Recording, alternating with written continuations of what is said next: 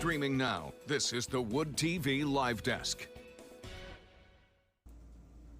Good afternoon, everyone. Phil Pinarski here with the Wood TV Live Desk. Hope you're all having a great day so far. The city of Grand Rapids and Kent County in general saw a massive increase in visitors last year. A lot of factors played into that.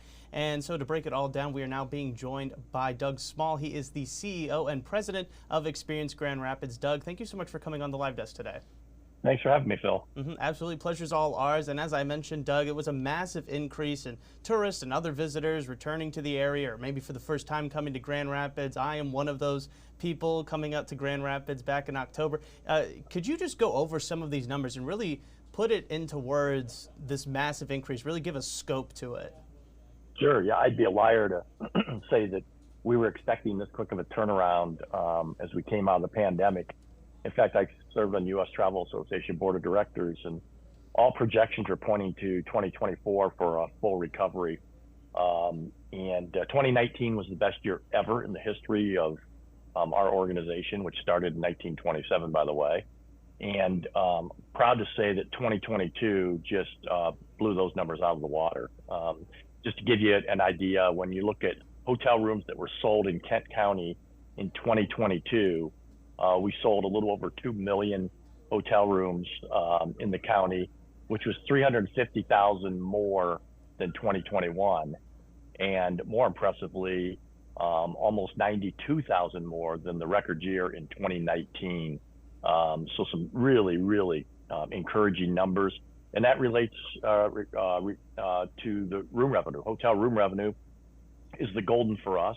It's what allows us to be funded and continue the marketing of the destination. And we did about $249 million in hotel room sales in 2022, which was a 45% increase over 2021 and a 10% increase over 2019. And just as a reference number, that's about $22.5 million more in hotel room revenue over our record year. So you can see why I'm ecstatic. Right, no, absolutely. And as you kind of touched on it, 2019 was that sort of big year for Grand Rapids. And then, of course, the pandemic hit. That's one of the factors that maybe expectations were a little lower, still trying to climb out of it. Maybe why visitations and tourism, of course, were down due to the pandemic. But do you feel like are some of the other factors that really played into that just surge we saw in 2022 after sort of being down due to the pandemic and a whole bunch of other factors? Yeah, it's a great question. We had a really large amount of momentum that really began back in about 2016 and carried over to all the way through 2019. And when I say momentum, it's becoming a more of a national brand as it relates to tourism. And during the pandemic, obviously, from a convention side, we were closed for nearly 2 years. So we just continued with some soft branding, messaging out there, being patient, staying in front of the customer base without pushing too hard. And we came flying out of it. There's a couple other reasons. One is we're just true to our brand. We've got these brand characteristics that make Grand Rapids special. We're true to our brand, and our convention business that was already booked for 2022. We booked those type of groups 3 to 4 years out. We were able to pile on top of that some groups that had to cancel in 2020 and put those in 2022, which resulted in that, and leisure travel is way up. So it's really the perfect storm. Right. No, and you, I feel like you kind of did mention it just briefly at the beginning, kind of talking about how staying true to the brand of what Grand Rapids is.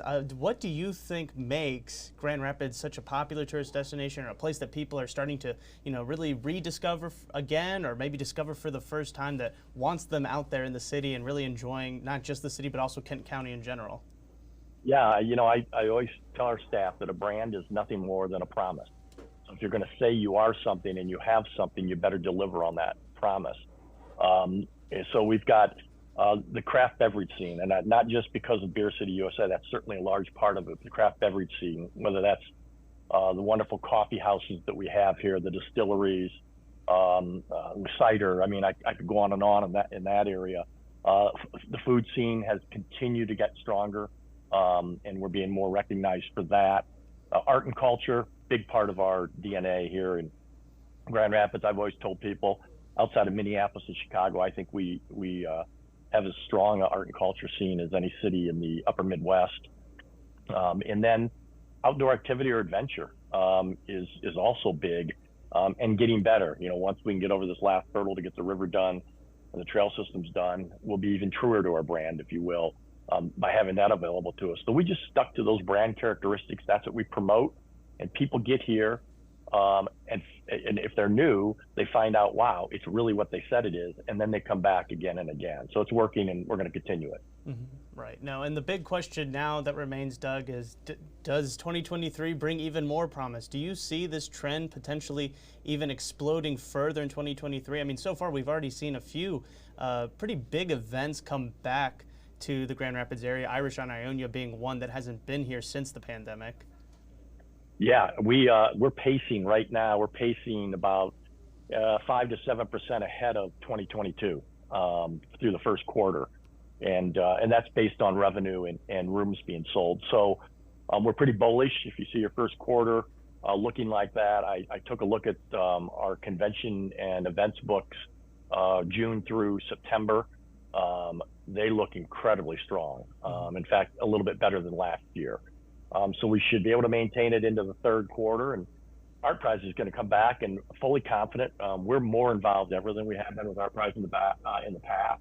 So we are taking a big chunk of the marketing to do that for Art Prize, and I really have a lot of confidence in the new leadership that can take us back to the Art Prize of old, and drawing in 300,000 to 500,000 people during Art Prize, which again would carry us then to the fourth quarter. And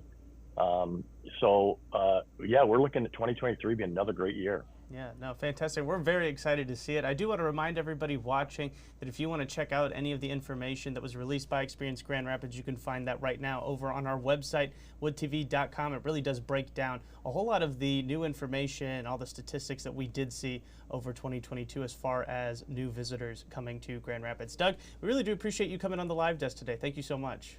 Great conversation. Thank you. Absolutely. And I want to thank everybody else for tuning into this latest edition of the Wood TV Live Desk. I'm Phil Pinarski, and we hope you have a great rest of your day.